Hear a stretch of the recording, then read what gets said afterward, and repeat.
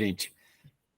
Vocês, quando analisaram o BI e mostraram alguma decisão para a empresa, ela foi totalmente contrária do que todo mundo pensava quando vocês analisaram os dados? Vocês falam, nossa, a gente estava achando que é isso, mas olha aqui o que acontece. É completamente ao contrário. Vocês já passaram por isso?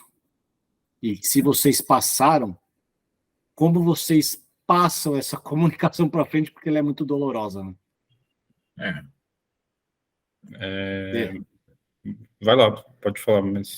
Não, eu já tive situações assim, onde você tem ali ou uma coisa completamente diferente do que se esperava, né?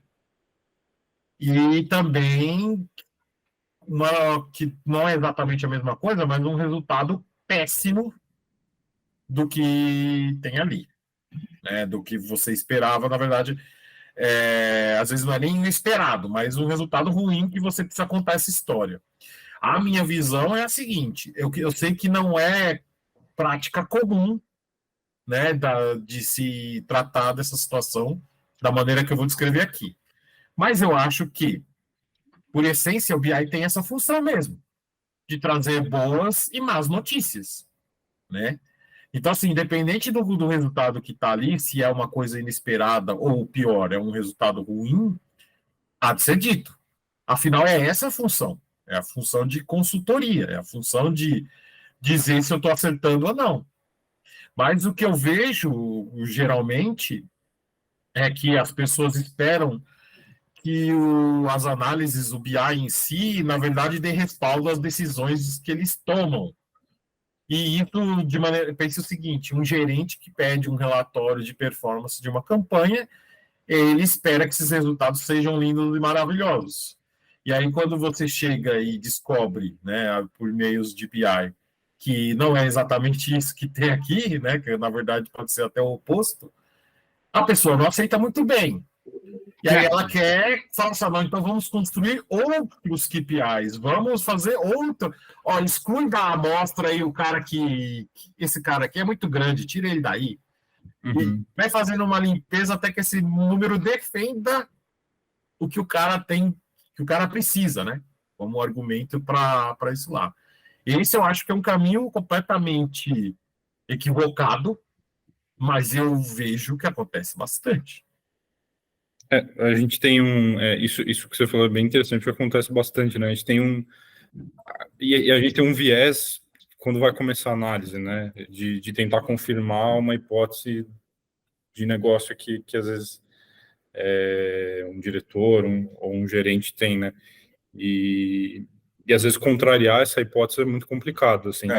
Eu já tive situações assim que eu tinha a clareza assim do que ia dar problema, que eu ia mostrando não vai funcionar fazer desse jeito, não dá para ir por esse caminho, e eu fui pelo caminho errado, assim.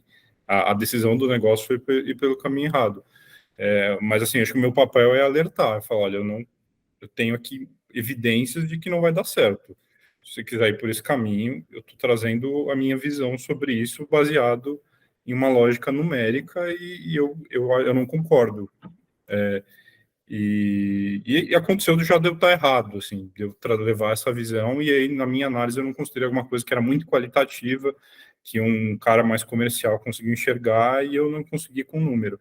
Mas já teve muitas situações que eu trouxe uma análise que era bem fundamentada, era numérica, e ela era contrária à hipótese, ele foi baseado no que ele achava e deu errado.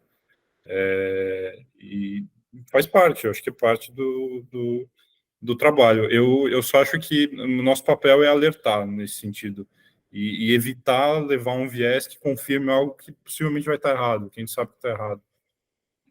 Mas você falou bem, por mais que a gente vai fazer análise dos dados, tem os dados na nossa mão, pega aqueles dados duros, analisa e fala, ó, a tendência é ir por aqui. Mas, de repente, acontece alguma coisa que não vai pelo lado que a gente estava aqui, né, que os números indicam, né? E aí o pessoal meio que... Esse é uma grande dicotomia, porque a gente não vai estar certo 100% em 100% do tempo. E aí, quando dá esse errado, Aí que o pessoal começa a desconfiar da gente, né? Esse que é um grande problema, né? Eu tento trazer assim o que eu usei de premissa, e eu falo, as premissas são essas. Eu entendo se as pessoas concordam ou não com as premissas. Se elas concordam, a análise leva a isso. Mas tem falhas, às vezes tem coisa que passa, que a gente não percebe. O número ele é muito importante para você tomar decisão, mas ele é um fator para você tomar decisão, né?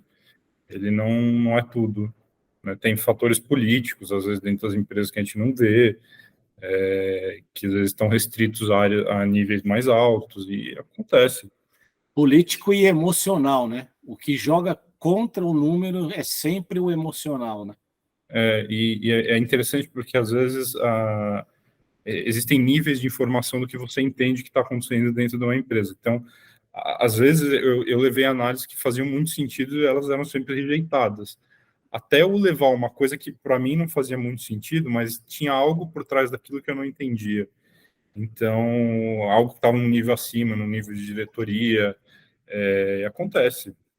Às Sim. vezes as coisas não são tão racionais assim. Eu confio muito na minha lógica, baseada em premissa, número, mas às vezes não é só isso, né? Tem coisas além. Por isso que BI não é só o dado bruto, não é só o dashboard, é você entender de negócio muito.